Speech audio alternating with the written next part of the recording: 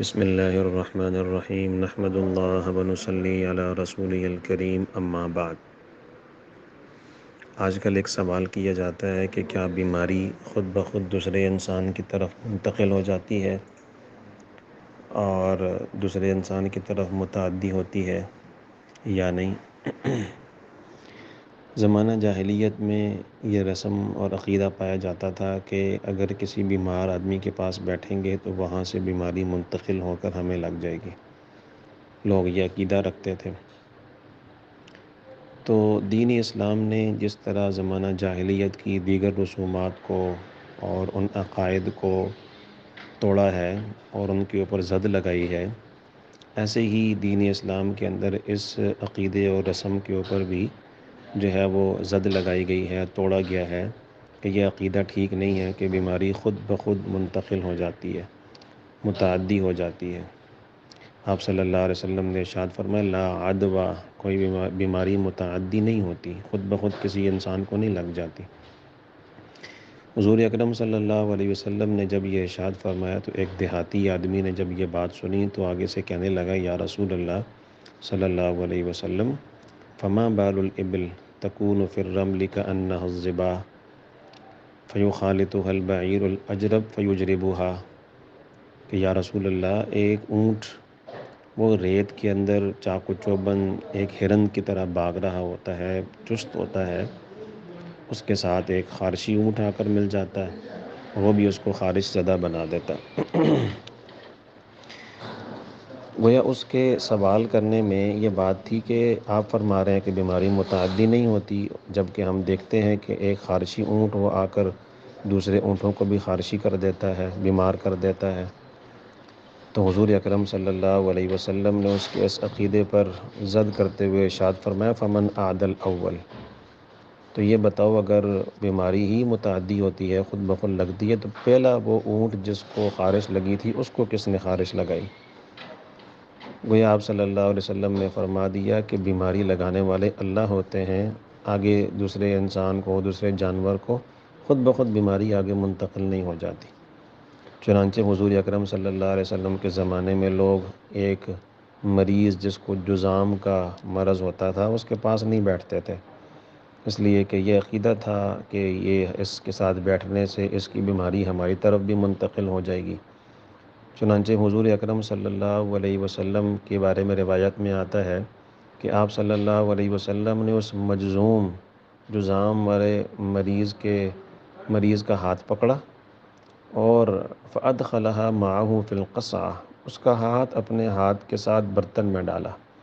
اور پھر آپ صلی اللہ علیہ وسلم نے فرمایا کل ثقةً باللہ وتوکلا علیہ، اللہ پر بھروسہ کرتے ہوئے، توکل کرتے ہوئے کھانا کھاؤ۔ آپ نے اپنے عمل کے ذریعے سے بھی بتا دیا کہ بیماری خود بخود منتقل نہیں ہوتی۔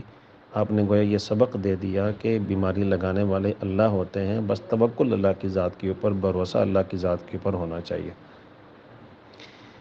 لیکن دوسری طرف اگر آپ دیکھیں تو حضور اکرم صلی اللہ علیہ وسلم کا ایمان تو بڑا مضبوط تھا، توکل اللہ کی ذات پہ بہت زیادہ تھا، بھروسہ اللہ کی ذات پہ بہت زیادہ تھا۔ گویا یوں لگتا ہے جیسے اللہ تعالیٰ کی ذات کو پتہ ہے کہ حضور کے ایمان اور توکل اور بھروسے کی طرح باقی لوگوں کا ایمان اور توکل بھروسہ تو نہیں ہوگا، باقی لوگوں کا ایمان کمزور بھی ہو سکتا ہے، ڈگمگا بھی سکتا ہے۔